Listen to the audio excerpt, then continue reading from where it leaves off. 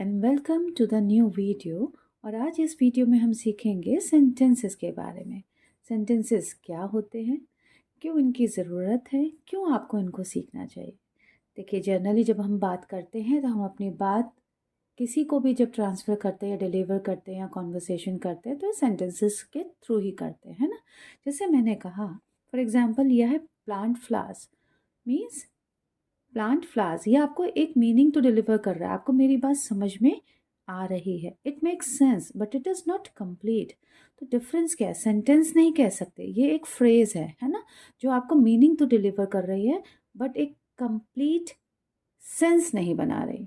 तो सेंटेंसेस के लिए जो इम्पोर्टेंस है, तो सेंटेंस की डेफिनेशन क्या होगी। अगर हम इस एग्जाम्पल को देखते हैं तो this is not a sentence. So what is a sentence? Definition अगर हम बात करें, a sentence is a group of words. कैसे group of words? That makes sense. That makes complete sense. Yes, this is the definition. Sorry, complete sense. This is the definition of sentence. अब इसको सीखने से पहले जो सबसे पहली बात आपको पता होनी चाहिए वो ये कि सेंटेंसेस तो बात का स्टेप है, तो उसका जो स्ट्रक्चर है अगर हम उसकी बात करते हैं कि सेंटेंसेस को फॉर्म करने से पहले जो उसका स्ट्रक्चर है वो क्या होना चाहिए। सबसे पहले हमें क्या आना चाहिए, हमें पता होना चाहिए लेटर्स।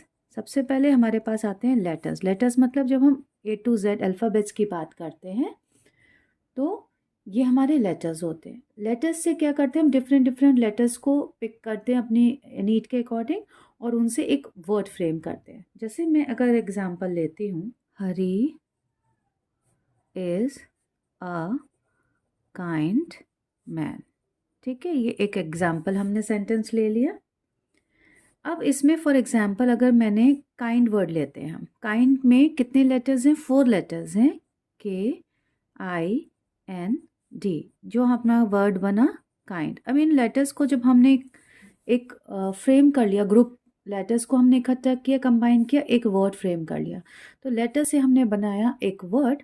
और इसी तरीके से डिफरेंट डिफरेंट मीनिंगफुल वर्ड्स को जब हम अरेंज कर लेते हैं तो वो हमारा एक क्या बन जाता है, जिसमें कंप्लीट सेंस बनता है, एक सेंटेंस बन जाता है। सेंटेंस है, बिल्कुल ठीक है, कंप्लीट सेंस भी बना रहा है, आपको एक मीन भी इसका पता लग रहा है, लेकिन अभी भी इसमें कुछ रहता है। तो और क्या इम्पॉर्टेंट थिंग है एक सेंटेंस को फ्रेम करते समय? फर्स्ट इम्पॉर्टेंट थिंग ये है कि जो हमारा सेंटेंस है, it should always begin with a capital letter. Begin with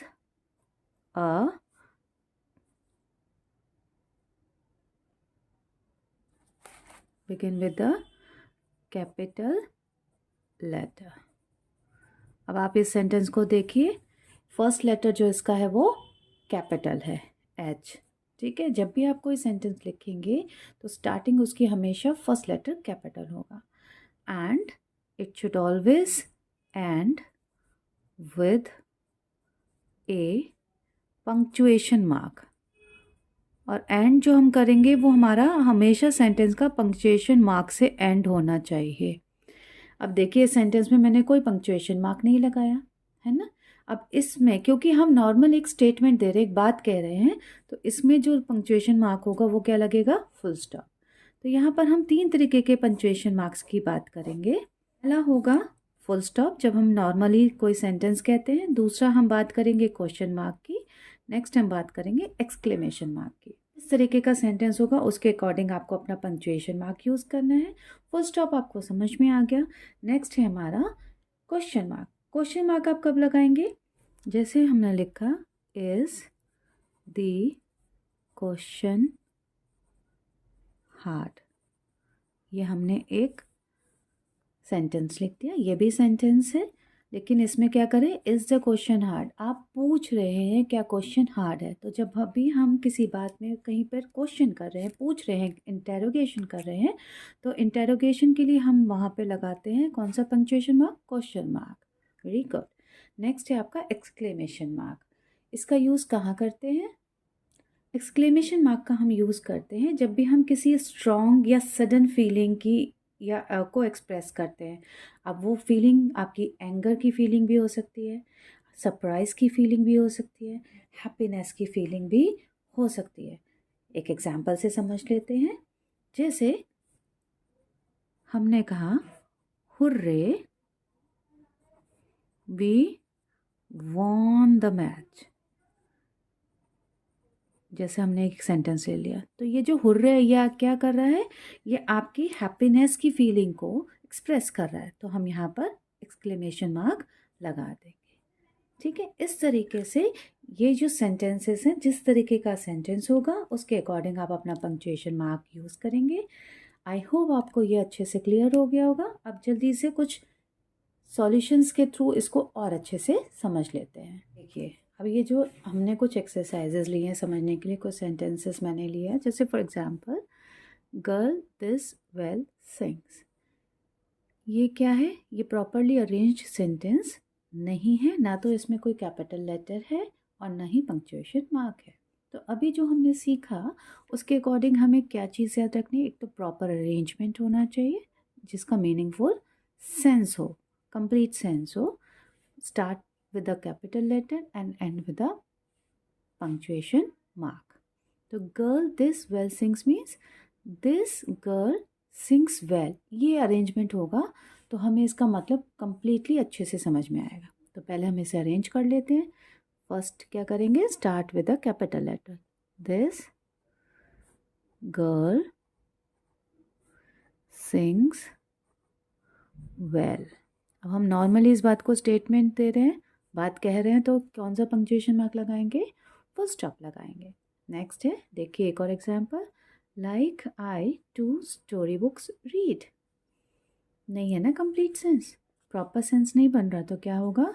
I like to read story books. Start with the capital letter. I like to read story books.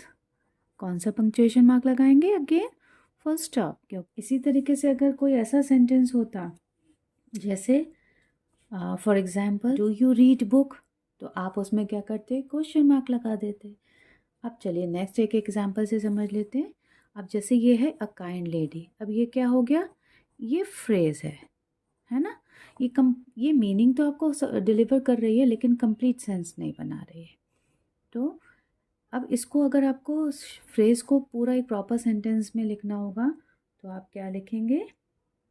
She is a kind lady, Sita is a kind lady. इस तरीके से आप इसे complete कर सकते हैं। जैसे अब हम ले लेते हैं, Sita is a kind lady. क्या पंक्चुएशन मार्क आ जाएगी? Full stop. द बर्ड है, ये एक फ्रेज है, लेकिन आप जब इसे कंप्लीट सेंटेंस बनाएंगे तो इस तरीके से बनाएंगे, द बर्ड चर्प्स।